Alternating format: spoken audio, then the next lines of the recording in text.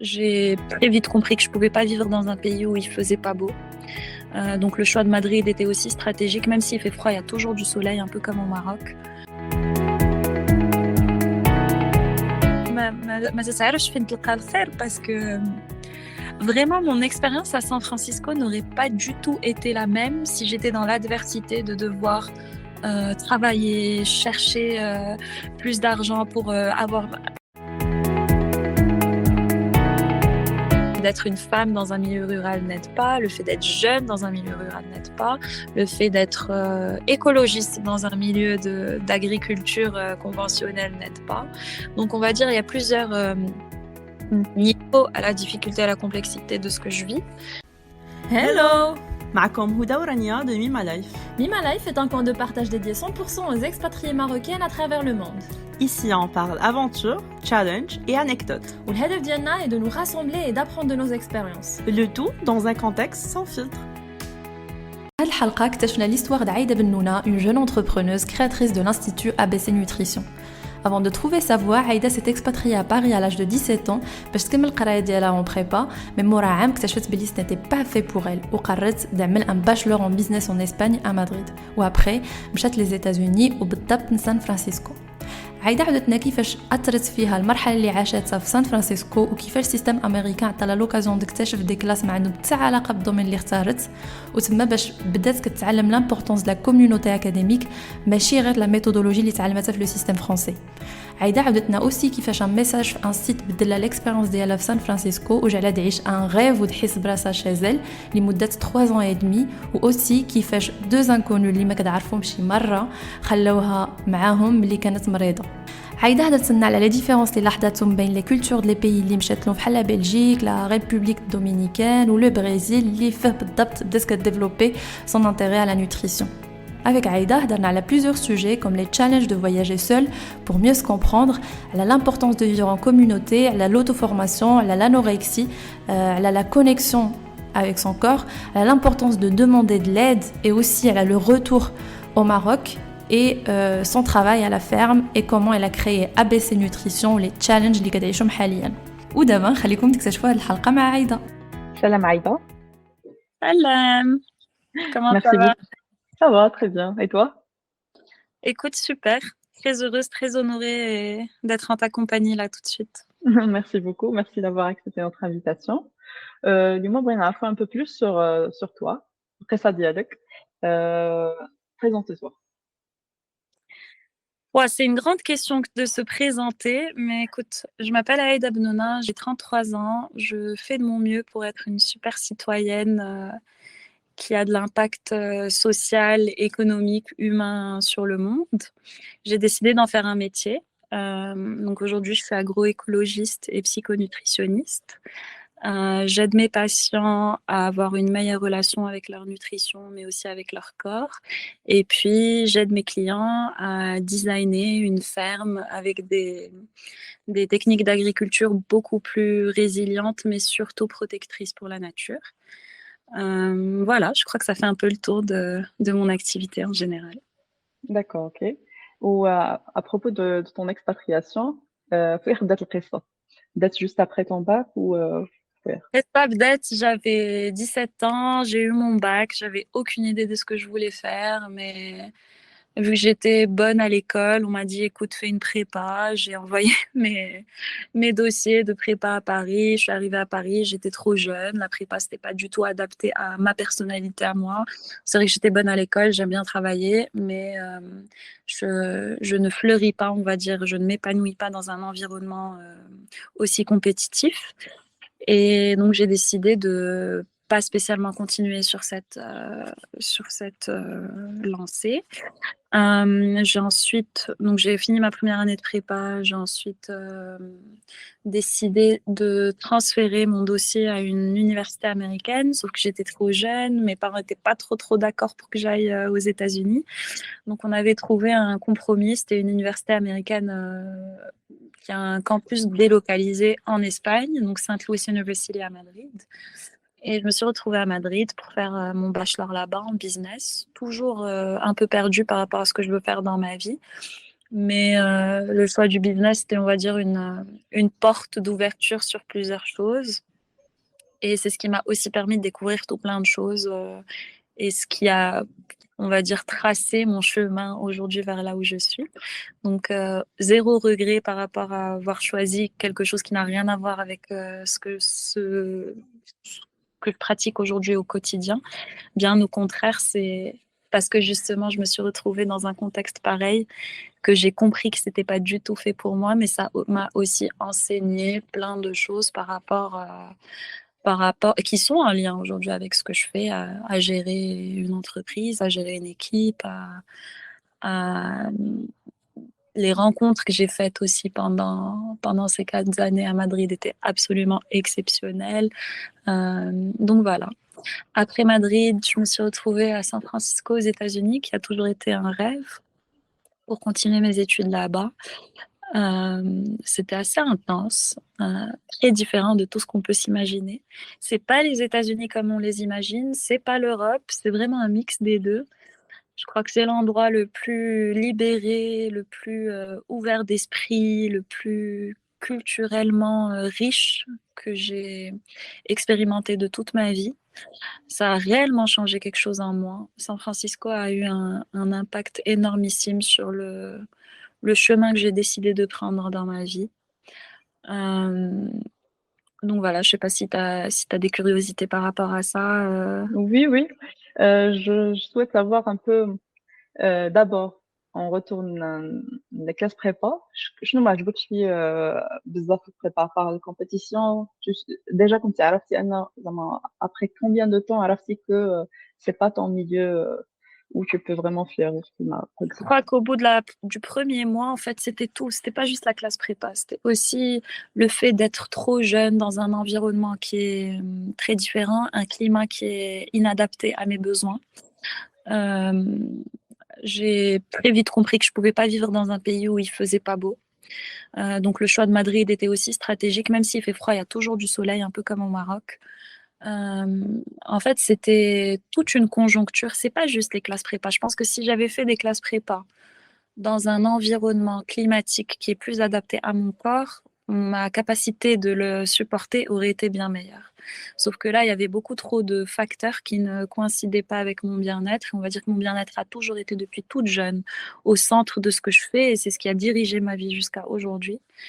Et donc voilà, c'était pas autant vraiment que le côté prépa, c'est vraiment tout le contexte prépa, Paris, 17 ans, trop froid, trop gris, trop moche, voilà. Mm, mm.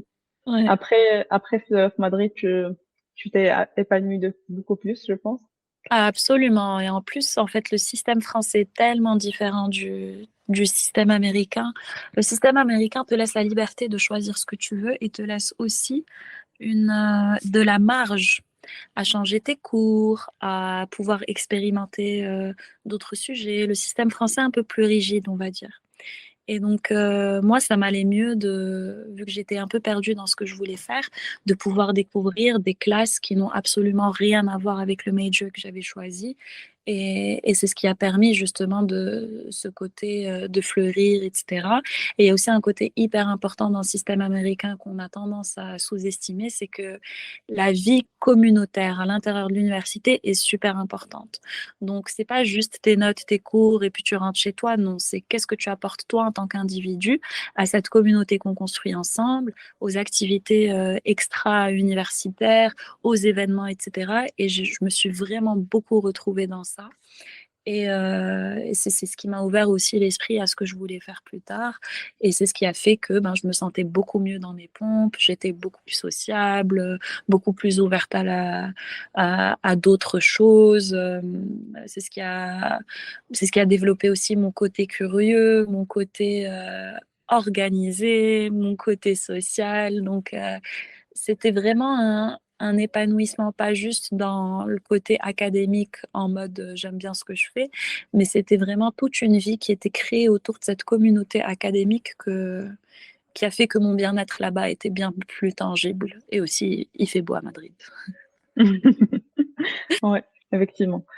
Du coup, pour toi, avec le système français vs le système américain, كاين واش كاين des pros, des cons, ou là, carrément, le système américain, il englobe la personne dans sa totalité, à part les études, il y a certes la personnalité, le développement personnel et tout.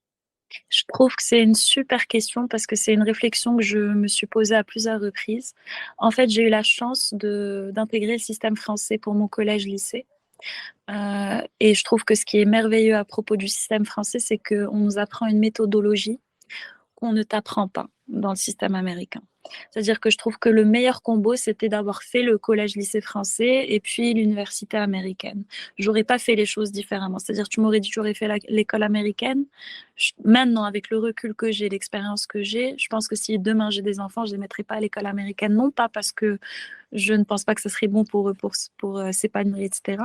Mais parce que ce qui m'a sauvée dans mon parcours académique, c'est cette méthodologie, cette capacité à savoir disséquer un texte, à faire de la recherche, etc., que le système français m'a appris, que le système américain n'aurait pas pu forcément me transmettre.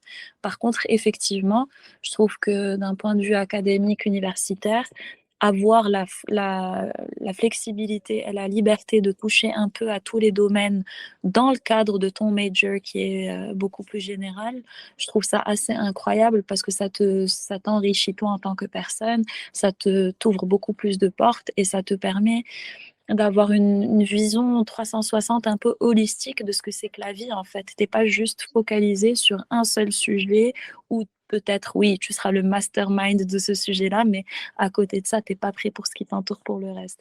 Donc je trouve qu'il y a du bon aux deux et je trouve que c'était un bon combo et un bon équilibre d'avoir aussi cette méthodologie et ensuite d'avoir eu la liberté de fleurir dans différents contextes. Ok. Et après San Francisco, on revient de San Francisco. Comment t'as كيفاش عشتي ديك switch de Paris et après Madrid, après San Francisco, culture shock, il y avait ou bien c'était toujours avec des élèves, du coup ça changeait pas de, du cercle communautaire des élèves. Alors, je vais te dire quelque chose de très choquant. Le seul vrai choc culturel que j'ai vécu dans ma vie, mais genre quand je te dis choc, c'est-à-dire un vrai choc, c'était le retour au Maroc. Tout le reste, je n'ai jamais expérimenté un vrai choc culturel. C'est-à-dire que j'ai toujours été surprise par certaines choses, mais ça n'a jamais été un choc. Tout s'est fait de manière naturelle, intuitive, volontaire. J'ai toujours rencontré les bonnes personnes, etc. Le plus gros choc culturel que j'ai expérimenté dans ma vie, c'était après 14 ans d'avoir vécu à l'étranger, de revenir à un Maroc que je ne reconnaissais pas. Un Maroc que je regardais à travers de nouveaux yeux, parce que j'avais découvert le monde, j'avais fait ma propre expérience, j'ai voyagé pendant 2 ans en Amérique latine et en Asie. Et donc, je dirais pas que j'ai eu un choc culturel à San Francisco, pas du tout. Je me suis sentie accueillie, je me suis sentie chez moi, je me suis sentie épanouie. J'avais pour la première fois peut-être dans ma vie d'être vraiment totalement qui je voulais être sans avoir à penser comment être jugée, comment être perçue, etc. C'est vraiment une communauté extrêmement bienveillante où tu as le choix et l'espace. Si tu es malade, tu l'es. Si tu es misérable et triste et que tu as besoin d'expérimenter cette tristesse, tu peux. On n'essaye pas de te sauver, on t'offre du support, on t'offre de l'aide, mais on n'essaye pas de te façonner, sauf chose que je n'ai pas spécialement vécue à Madrid ou à Paris, dans le sens où oui, les gens t'aident, oui, les gens sont là pour toi, mais on ne te donne pas non plus l'espace de juste expérimenter tes propres expériences, tes propres émotions, t'asseoir avec, accepter que tu as de la tristesse, que non, parfois tout ne va pas très bien.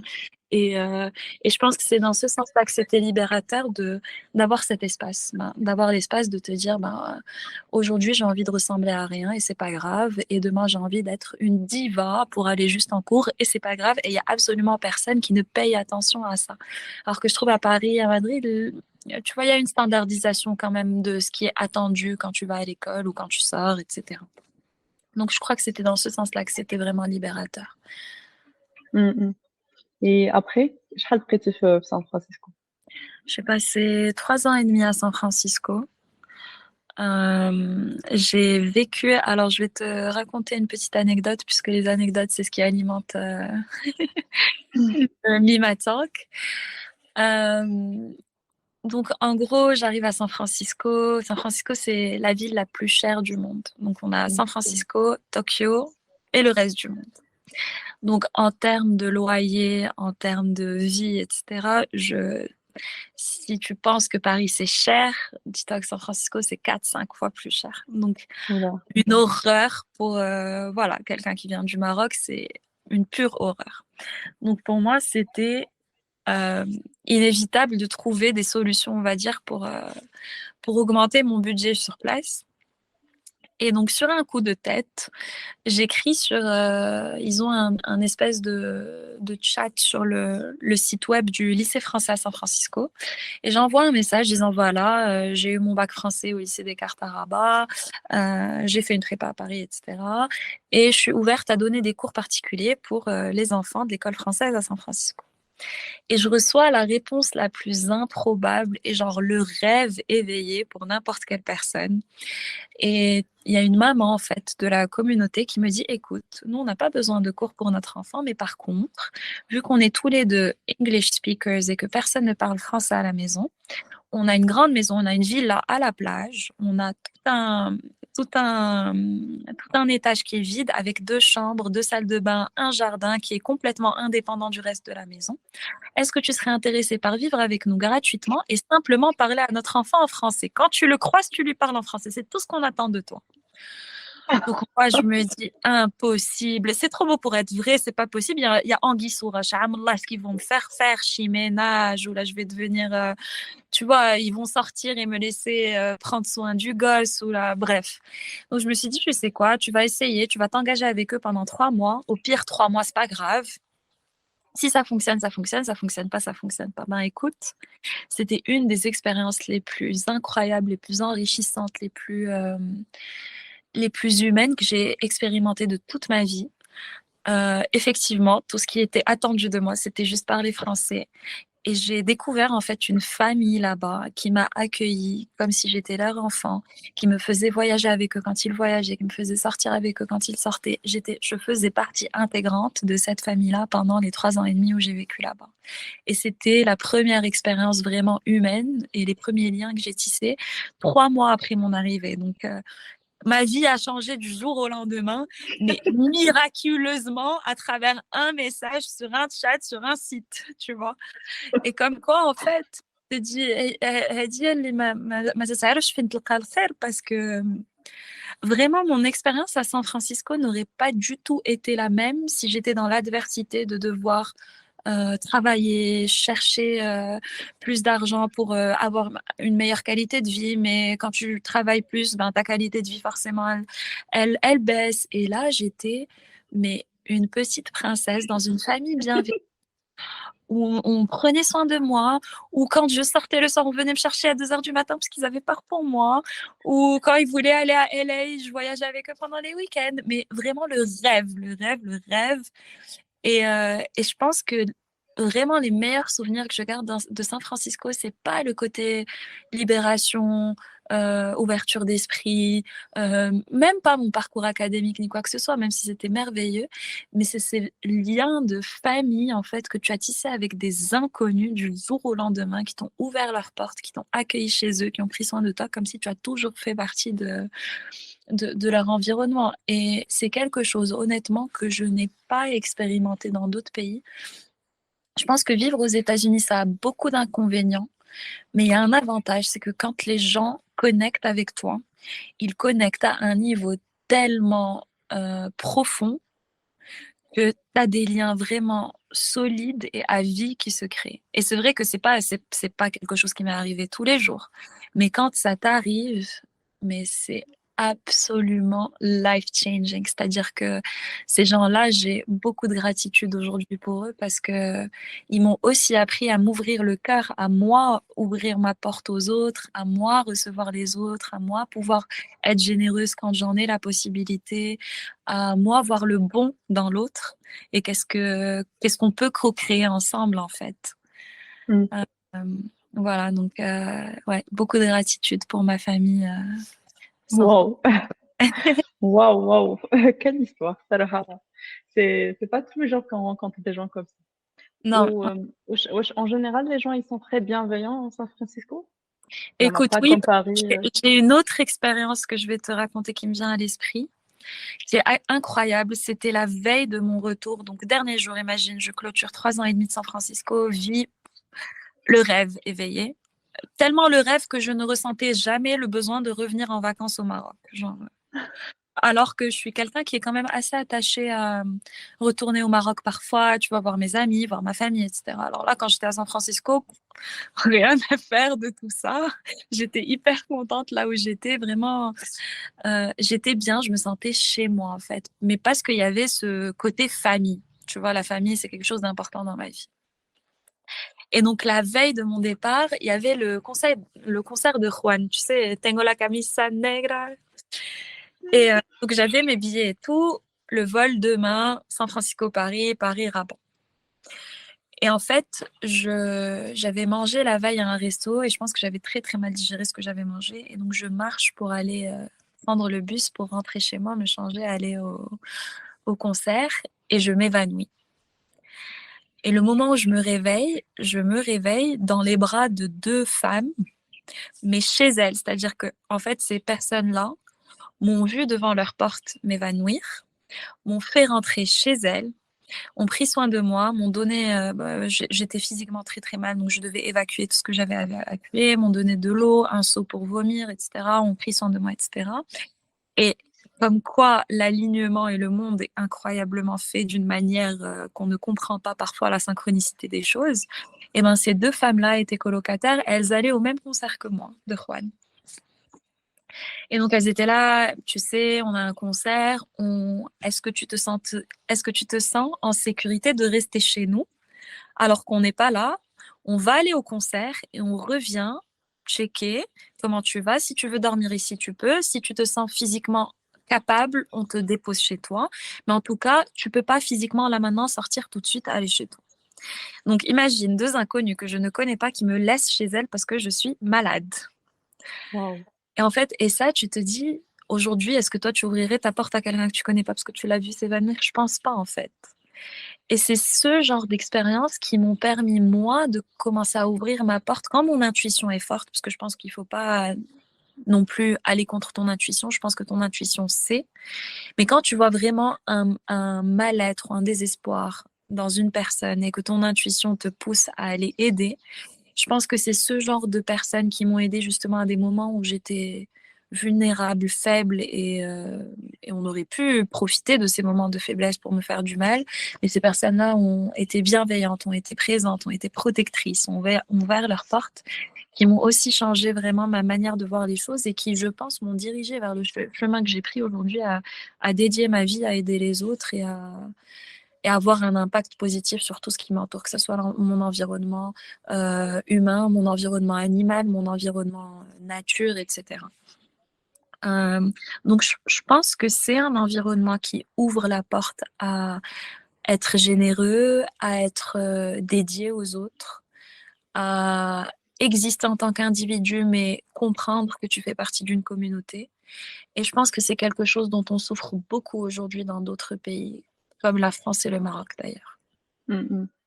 D'accord. Du coup, à part juste, ils sont modernes. Les États-Unis, ils sont très modernes et tout ça, mais ils ont gardé avec le côté un peu communautaire, ils ont beaucoup de valeurs aussi. Écoute, C'est impressionnant. ma lecture de la situation, c'est que tu vas atteindre un stade de modernité tellement élevé que tu vas réaliser que ce qui nous a permis de survivre en tant qu'humanité jusqu'à aujourd'hui, et que le premier signe de civilisation de l'humain, c'est un os qui a été cassé et qui a été réparé. Ça veut dire que contrairement aux animaux dans un troupeau, quand un animal est blessé, on le laisse derrière. Le premier signe de civilisation chez les humains, c'est ni l'agriculture, ni l'écriture, ni le langage, ni quoi que ce soit, ni le dessin, ni quoi que ce soit, c'est un os qui a été réparé. Ça veut dire qu'on a pris soin de quelqu'un à travers la communauté qu'on n'a pas laissé derrière et qu'on a pris cette responsabilité que même les plus faibles font partie de cette communauté et peuvent avoir leur impact positif tout autant que les autres. Et je pense que quand tu arrives à un éveil, un stade de modernité très élevé, tu ne peux pas ignorer ce côté-là. Et je pense que c'est ce qui arrive dans beaucoup de civilisations qui sont allées, on va dire, très loin dans leur recherche spirituelle, dans leur recherche d'éveil, dans leur recherche aussi de modernité, de technologie, etc. Et on revient toujours à la base, qui est la communauté, en fait, et on n'est pas, oui, on existe en tant qu'individu, mais on est interconnecté, interdépendant et c'est indéniable. On ne peut pas survivre seul et on ne peut pas aller loin seul. On est obligé d'interagir. Et je pense qu'aujourd'hui, il y a une vraie compréhension de cet état d'esprit, en tout cas en Californie bien particulièrement, parce que je te dis, le reste des États-Unis, ça n'a rien à voir. Mais en Californie, il y a cette mentalité extrêmement présente. Oui, c'est vrai. D'ailleurs, هادشي اللي كنت كنقول cette semaine aussi. Les États-Unis, ils ont poussé beaucoup avec le côté évolution moderne et tout ça. Ou d'abord, quand je vois les mouvements les plus holistiques qui viennent de même. Du coup, Ouais. peut-être qu'ils ont atteint avec le seuil. Et après, ils voient que peut-être le retour en arrière, le retour dès que les valeurs de notre zamine et tout ça, c'est la clé du bonheur peut-être. Écoute, moi, je le vois pas comme un retour en arrière, je le vois plus comme une valorisation des ressources que tu as face à toi et que des fois on oublie. En fait, on a tendance à aller chercher des solutions beaucoup plus compliquées que ce qu'on a devant nous et qui est évident. Et je pense que arriver à un stade de modernité et d'avancement, c'est d'être optimisant dans les outils que tu utilises et ne pas perdre beaucoup d'énergie dans des choses simples plutôt que de trouver des solutions compliquées. Et je pense que c'est là qu'on a compris ça. C'est que tu délègues, tu aides ta communauté, tu fais ce que tu peux faire et tu demandes de l'aide quand tu en as besoin. Et ça, c'est quelque chose qui a été extrêmement libérateur. C'est que je trouve que dans les communautés dans lesquelles on évolue en France, au Maroc, on a souvent tendance à ne pas demander de l'aide parce qu'on en a un peu honte, alors qu'en fait, tout le monde a besoin d'aide. On en a tous eu besoin à un moment donné dans notre vie et il n'y a absolument rien de mal à demander de l'aide. Sauf que je pense que nos sociétés ont tellement défini la réussite comme une réussite solitaire, alors que c'est pas le cas. Tu peux pas réussir tout seul. Il y a forcément quelqu'un qui t'a aidé. C'est juste qu'on oublie que c'est le cas. Et je pense que ce genre de communautés ont plus tendance à valoriser l'entraide, l'interconnexion et le travail d'équipe que nous, on ne fait pas spécialement aujourd'hui. En tout cas, c'est ma lecture de mon expérience personnelle de ce que j'ai vécu. Ouais. Je sais pas, moi, j'adopte le système américain, mais par exemple, si on revient le sujet de l'éducation, le système français, il encourage beaucoup le côté individualiste, compétition, تلعب بزاف, ou du coup, في الخدمة, في le domaine du travail, tu vois qu'il y a بزاف ديال faiblesse côté teamwork, que chacun il travaille. Alors qu'une équipe, écoute, toi, en fait, on co-crée. Et ce que tu n'as pas, peut-être que moi, je l'ai. Et si je te donne ce que je n'ai pas, je ne le perds pas. Mais toi, tu l'as aussi. Et on a souvent tendance à oublier ce côté-là. Et je pense que c'est très cultivé dans les sociétés californiennes, en tout cas. Je dis pas américaines, mais californiennes. C'est super cultivé et c'est ce qui fait que ça les fait avancer à une cadence qui est beaucoup plus accélérée que la nôtre. Et aussi, leur bien-être est au centre. C'est-à-dire que tout comme la communauté est au centre, mais leur bien-être individuel est au centre. C'est-à-dire que tu existes en tant qu'individu, tu as ta place dans la communauté qui est prise en considération, mais tu dédies aussi une partie de ton temps à cette communauté. Et c'est une balance que je trouve absolument incroyable parce que tu reçois et tu donnes. Tu vois, tu n'es pas en train de résister à recevoir ou résister à donner et tu perds ton énergie au lieu de co-créer et d'avancer à juste te battre toute seule et t'en sortir toute seule. Non, c'est aujourd'hui toi tu fais ça, demain moi je fais ça et après demain c'est quelqu'un d'autre et puis quand tu peux pas et quand bien même tu t'es engagé et que tu ne peux pas c'est pas grave. C'est-à-dire que il y a un espace à simplement être humain et ça on l'oublie dans notre quotidien. On oublie qu'on est humain. Et qu'il y a des jours où même si tu as envie d'être au top de toi-même, tu as tes règles et tu peux pas. Et c'est pas grave, il y a quelqu'un qui pourra le faire parce qu'il a l'énergie de le faire et ça le dérange pas et ça lui coûte rien. Ouais. Tu vois? هذيك l'entraide ça nous manque حيتاش Mm. في المغرب كيما قلتي كاين هذا الكوتي communautaire il est très présent mais je pense que le côté bien-être ça manque beaucoup parce Mm. que tu donnes mais tu ما عندكش الحق انك تكون dans un état qui est pas top Mm. ما كاينش في notre culture tu vois. Absolument. Ok et après ton retour en Californie. Après, la Californie, écoute, une grande question s'est posée parce que j'adorais ma vie là-bas, mais j'avais aussi envie d'explorer. Et donc, je suis partie à un voyage à Hawaï, un voyage personnel, et je me suis dit, tiens, bah, en fait, c'est exactement ça que je veux faire. Je veux vivre sur une île dans un pays tropical, et c'est ce que je vais faire. Je vais chercher du boulot là-bas et voir. Et donc, le pays qui m'attirait le plus à cette période et qui est toujours mon pays de cœur aujourd'hui, c'était le Brésil. Donc, je commence à chercher du boulot au Brésil. Il se trouve qu'il y a pas mal d'entreprises françaises au Brésil. Donc, je trouve un boulot. Je m'installe aussi du Brésil à Florianopolis, qui est une île en fait. Et je passe une année mais absolument merveilleuse, à un point de vue spirituel et personnel, enfin de développement personnel, parce que c'est comme si on m'avait enlevé tout le confort que j'ai connu toute ma vie et mis dans un endroit qui était tellement différent de tout ce que j'ai vécu. Je devais apprendre le portugais parce que là-bas, ben, ils parlent pas beaucoup anglais, ils parlent pas du tout ni espagnol ni français. C'est un pays tropical, donc en termes de climat, c'est complètement différent de tout ce que je connaissais. Il fait tout le temps chaud, mais il fait jamais beau.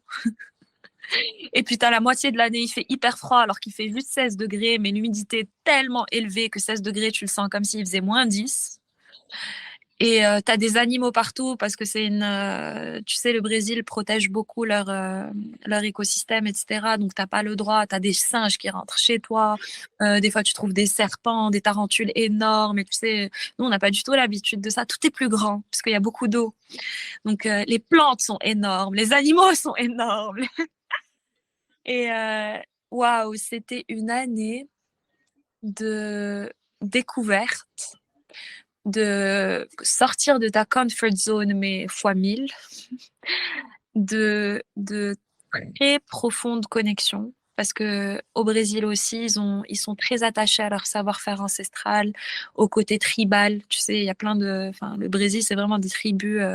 Dans chaque région, c'était des tribus latines, améro-indiennes en fait. Et donc, ils sont très attachés à ce savoir-faire ancestral, à ces traditions, à la nutrition. Et c'est là où j'ai commencé à développer un peu mon intérêt par rapport à ça, à, à la connexion à la nature, à l'autre. Et c'était une manière très différente d'expérimenter une communauté dans une ville qui n'est pas aussi moderne, justement. Donc, je suis passée de la modernité à être en pleine nature, avec une communauté où je vivais sur 2 hectares ou 2 hectares et demi. Donc, il y avait 11 maisons, 11 familles. Moi, j'étais toute seule avec ma petite chienne, mais bon, j'étais considérée comme une famille avec ma chienne. Et il y avait vraiment cette présence communautaire d'entraide. On fermait pas nos maisons à clé parce qu'on se sentait en super sécurité.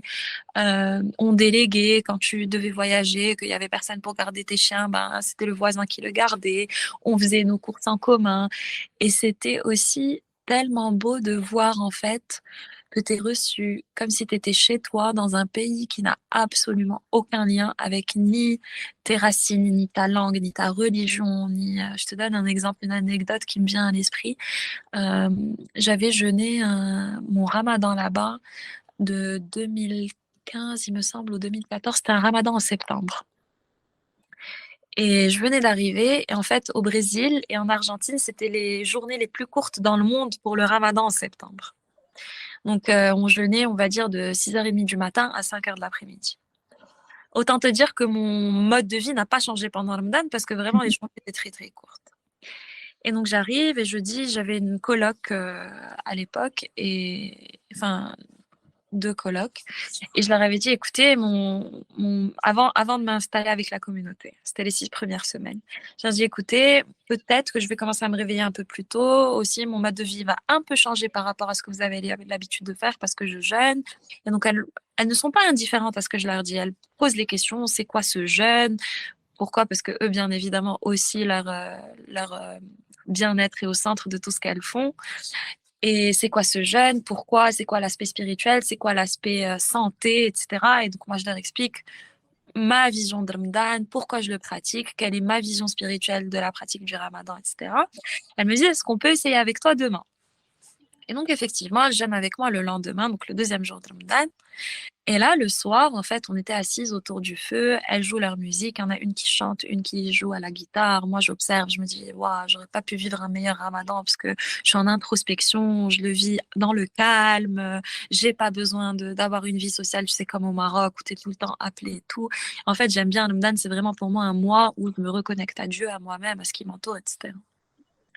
Et là, en fait, quelque chose de magique se passe. Elles me disent toutes les deux, écoute, on va jeûner avec toi tout le mois. Et au début, je les croyais pas parce que je me suis dit, ah, elles vont jeûner 2-3 jours, elles vont être en mode détox du corps, elles vont être hyper fatiguées, elles vont pas le faire. Et bien, figure-toi, non seulement elles vont jeûner avec moi tout le ramadan, mais chaque année jusqu'à aujourd'hui, elles m'envoient un message avant le ramadan en disant, écoute, ce ramadan, je vais jeûner 1 semaine, ce ramadan, je vais jeûner 2 semaines, ce ramadan, je vais jeûner tout le mois. En fait, c'est fou comment, quand tu fais les choses d'un endroit qui vient d'authenticité, de générosité, de partage, et qu'il y a aussi face à toi une personne qui est dans cette volonté aussi de partage et de recevoir et de te redonner en retour, les connexions qui se créent et l'ouverture qui se crée à l'autre est absolument incroyable. Et donc, c'est vraiment la période San Francisco, la période Brésil, aussi la période Belgique, parce qu'après ça, j'ai voyagé pendant 2 ans en Amérique latine et en Asie, et puis je me suis retrouvée à vivre en Belgique.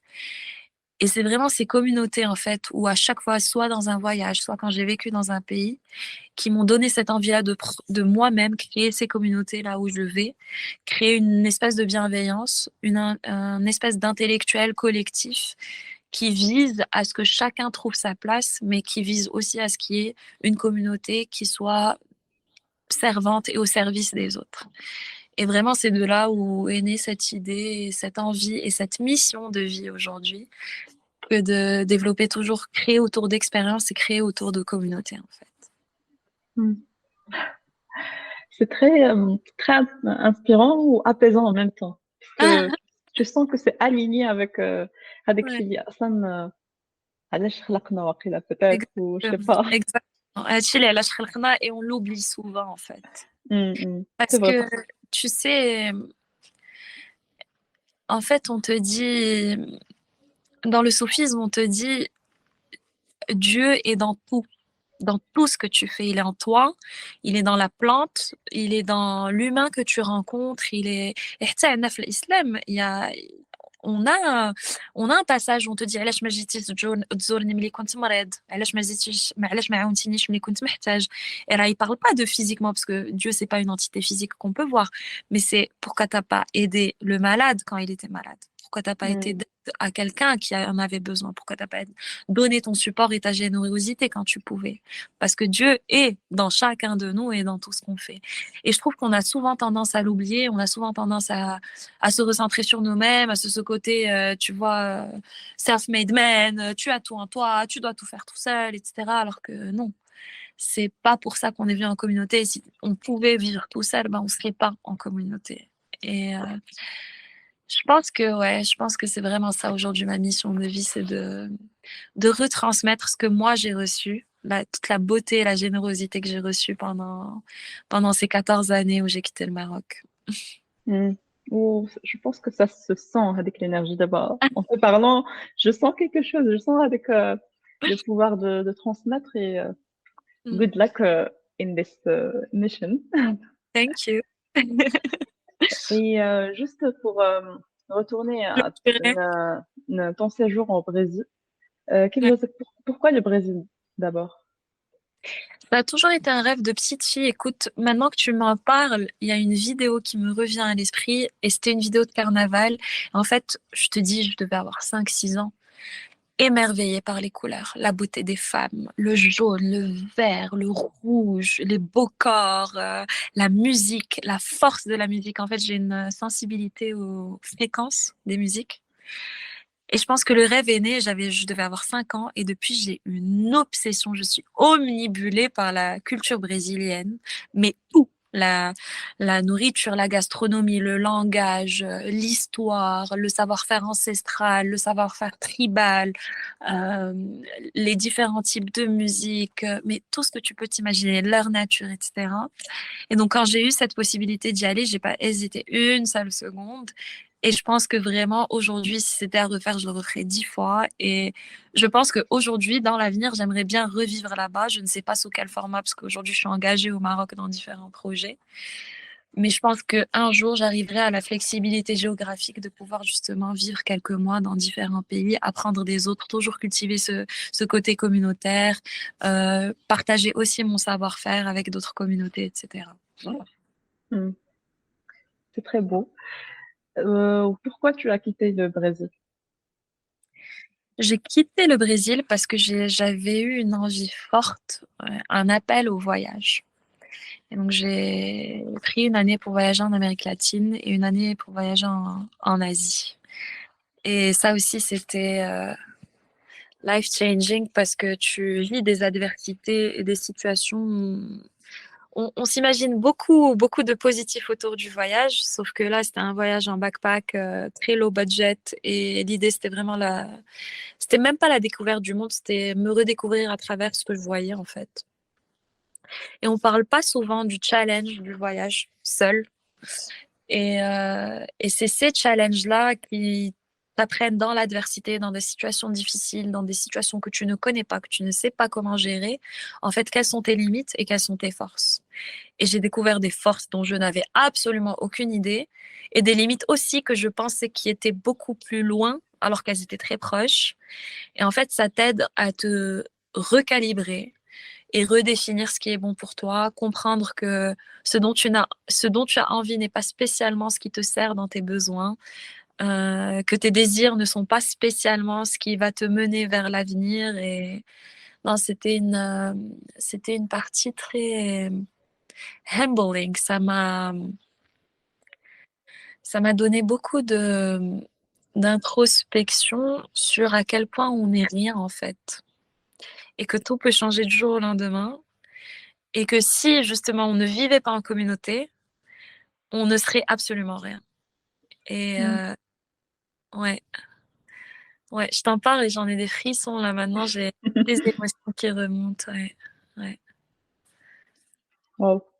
Et شنو كانت la différence entre ton voyage pour l'Amérique latine et l'Asie? Est-ce que c'était différent ou là c'était la même chose, Très redécouverte de différent, soi? extrêmement différent. Ça m'a beaucoup ouvert l'esprit parce que tu sais, les Latins, ils ont une espèce de welcoming un peu comme le nôtre. Donc, c'est beaucoup plus simple à naviguer. Tu arrives en Asie, en fait, les gens, ils sont accueillants, mais ils sont accueillants d'une manière différente. Ils sont accueillants d'une manière distante, d'une manière que toi, tu ne connais pas encore. Et en fait, ça m'a appris que l'amour est transmis à travers différents langages, que l'accueil est transmis à travers différents langages, que c'est pas juste le langage physique, le physical touch, les grands sourires, le mikasa et tout, estu casa, marhaba bik, dakshi kamel. C'est une forme, mais le fond de l'accueil, il est le même, le fond de l'amour, il est le même, mais il peut être exprimé sous différentes formes. Et je pense que ça a été la plus grande différence notable entre les deux cultures, même si j'ai envie de te dire, chaque ville a sa culture. Je parle même pas de pays. Mais si je venais à te dire la grande différence entre l'Amérique latine et l'Asie, de ma propre expérience, c'est comprendre que le langage d'amour a tellement de couleurs et qu'il suffit juste d'être ouvert à recevoir et voir ces couleurs et une fois que tu l'es, en fait, tu le reçois, cet amour et ce côté humain. Et au début, ça a été très challenging parce que tu passes d'une culture qui est hyper expressive à une culture qui n'exprime pas les choses de la même manière. Elle les exprime, mais juste pas de la même manière. Mhm. Et ça a été une très belle leçon de vie. Très, très, très belle leçon de vie. Par exemple, كيفاش كانت هاد الطريقة ديال l'expression ديالهم؟ Ben, les latins, ils vont te prendre dans les bras, ils vont t'inviter chez eux très vite. Les asiatiques, ça va plus être des regards, des sourires, une tendresse, sans te toucher, mais une tendresse, une douceur dans leur manière d'exprimer, t'offrir de l'aide, te donner de l'eau quand tu en as besoin, tu vois, faire plus attention à tes besoins primaires, on va dire. إمم. Et les deux ont quelque chose de beau, tu vois. si tu t'ouvres à recevoir. Ouais. Ou d'abord quand il y a une pause, je pense, professionnelle pour les 2 ans. Exact. Oui et non, parce que la deuxième année, j'ai fait un peu de marketing en digital nomade. Donc, c'était pas Hmm. 2 ans pour pause. D'accord. Mais quand tu es au Brésil, quand tu es khadama, Ouais, exactement. Je gérais ok. une chaîne de logistique pour une grande chaîne de magasins, en fait, là-bas. Je gérais toute la logistique de recevoir pour le main store et redistribuer sur tout le continent brésilien, parce que c'est réellement un continent. Ok. Et ça a été avant ta formation en écologie, en nutrition et tout ça. Exact. J'ai pas de formation en écologie, je suis autodidacte, mais ma formation en nutrition est née d'un problème personnel que j'avais eu d'anorexie et j'avais reçu beaucoup d'aide et un grand support professionnel et j'ai décidé d'en faire mon métier. Et donc Mm. c'est là où je suis en Belgique pour passer mes examens parce que j'avais commencé en ligne, mais on a 50 heures de thérapie obligatoire, on a 200 heures de training obligatoire, donc je me suis retrouvée en Belgique pour ça. Et là aussi, j'ai découvert ben, la communauté européenne. Et les Belges n'ont rien à voir avec ce que j'ai vécu en Espagne et en France. Et j'ai eu beaucoup de chance vraiment d'évoluer dans un environnement qui a été super bienveillant, aussi très communautaire, très généreux, très la main sur le cœur. Et en fait, je me demande si c'est pas parce que moi, j'y crois que j'attire ça, tu vois. Mm.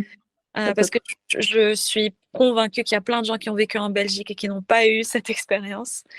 Mais j'ai quitté la Belgique, j'anticipe ta question parce on n'a plus beaucoup de temps ensemble. Mm. J'ai quitté la Belgique pour les mêmes raisons que j'ai quitté la France, le climat. Moi, je pouvais plus avoir un ciel qui me tombait sur la tête gris tous les jours et 15 jours de soleil l'année. J'ai adoré ma vie en Belgique, mais c'était juste impossible pour moi de continuer. Et donc, ça coïncidait un peu avec l'époque Covid. Donc, je suis rentrée au Maroc pour le Covid et ben, les choses se sont enchaînées. Je me suis retrouvée à travailler à la ferme pendant le Covid et les choses se sont faites de manière hyper naturelle et rien n'a été planifié en fait. Et c'est ça la beauté de tout ça en fait. C'est que, comme tu dis, il y a un alignement dans mon histoire qui est assez incroyable et qui vient aussi de se laisser aller la vie a un plan pour moi et je la laisse me guider dans ce qui est bon à ce que dans ce qui est bon non seulement à ce que j'ai à offrir, mais aussi à ce que j'ai à recevoir dans le processus. Mm. Yes. Et côté santé, mais quand tu es au Brésil, comment tu as vécu un peu, juste un brief retour d'expérience sur cette expérience d'anorexie, parce qu'on parle pas beaucoup de certaines expériences un peu qui sont related to food. Et Mm. j'aime avoir ton retour à propos de ça. Écoute, l'anorexie, je ne l'ai pas vécu, je n'étais pas au Brésil. L'anorexie, j'ai commencé à la vivre un peu en fin de période en Asie. Et ce que j'ai oublié de te dire, c'est qu'après l'Asie, j'ai vécu une année à Saint-Domingue, en République dominicaine, avant de me retrouver en Belgique. L'anorexie, je l'ai vraiment vécu à Saint-Domingue, en République dominicaine. Et c'était dû à plusieurs facteurs, on va dire, émotionnels de ma vie personnelle, parce que c'est une maladie, contrairement à ce qu'on pense, c'est une maladie mentale. D'accord. Qui a besoin d'un suivi physique, mais c'est une maladie principalement mentale. Et donc, écoute, je trouve que c'est une des plus belles choses qui me sont arrivées parce que ça m'a reconnectée à mon corps. C'est ce qui a aussi donné le chemin à ma vie professionnelle aujourd'hui. Et c'est ce qui m'a permis de faire une pause et de me dire, OK, mon corps me dit qu'il y a des problèmes dans ce que je suis en train de vivre et dans les comportements que j'aborde face à mon environnement, sauf que je les ignore. Mais là, je suis arrivée à un stade où mon corps ne peut plus les ignorer. Je suis obligée de prendre soin de moi. Et ça m'a fait arrêter et recalibrer encore une fois, qu'est-ce que je fais, comment je le fais, est-ce que je me dédie beaucoup trop, est-ce que justement je suis pas encore ouverte à recevoir comme je le devrais, je demande jamais de l'aide, de me libérer de ce carcan qu'on m'a construit autour de l'aide et de s'en sortir toute seule, être la femme indépendante, etc.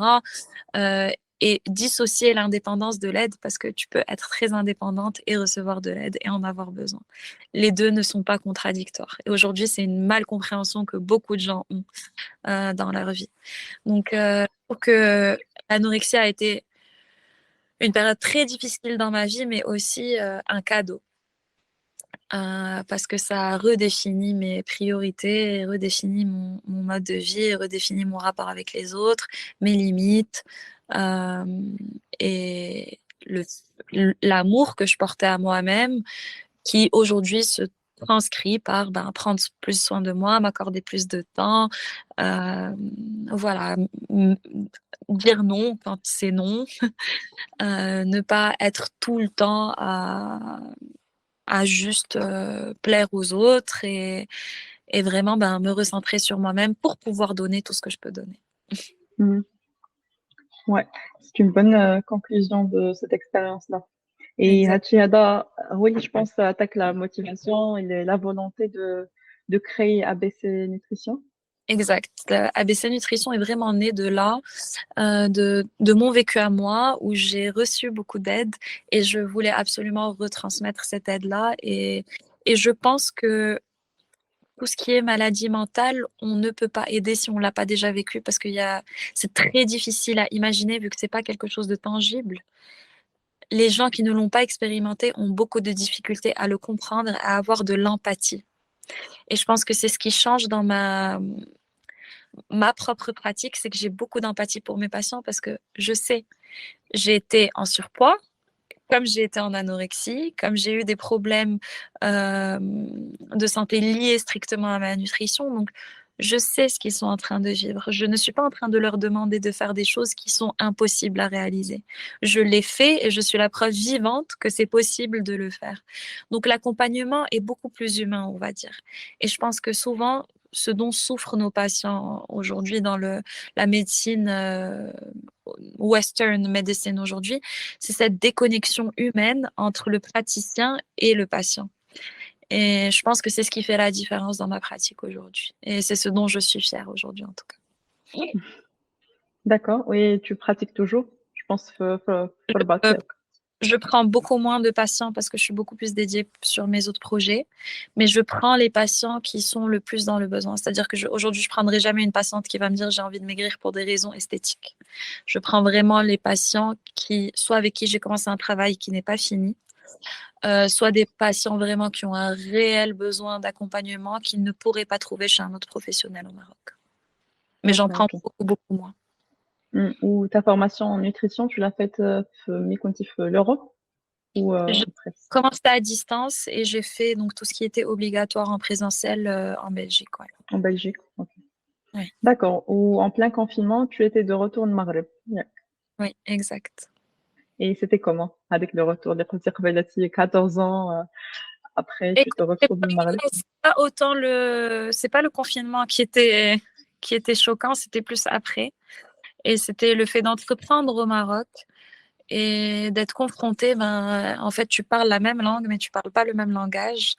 Tu as été tellement entouré de personnes tellement ouvertes d'esprit que c'est difficile de naviguer avec des personnes qui ont un peu moins d'ouverture d'esprit et de naviguer avec des personnes qui ont beaucoup de résistance dans un domaine où moi, je suis un peu le précurseur de ce domaine ici au Maroc en agroécologie. Donc, il n'y a pas beaucoup de gens qui font ça et le changement, c'est toujours ce qui est difficile à accepter. Les mentalités, c'est ce qui est encore plus difficile à gérer. Et je pense que c'est aujourd'hui ma plus grande difficulté au quotidien. Mais mes expériences m'ont aussi appris à avoir de la tolérance et de la flexibilité par rapport à ce genre de situation, parce que l'ouverture d'esprit, c'est pas juste te dire bon, je veux que les autres soient comme moi, c'est aussi comprendre qu'ils n'ont pas le même vécu que toi et qu'ils ont leurs difficultés à comprendre ce que tu es en train de mettre en place.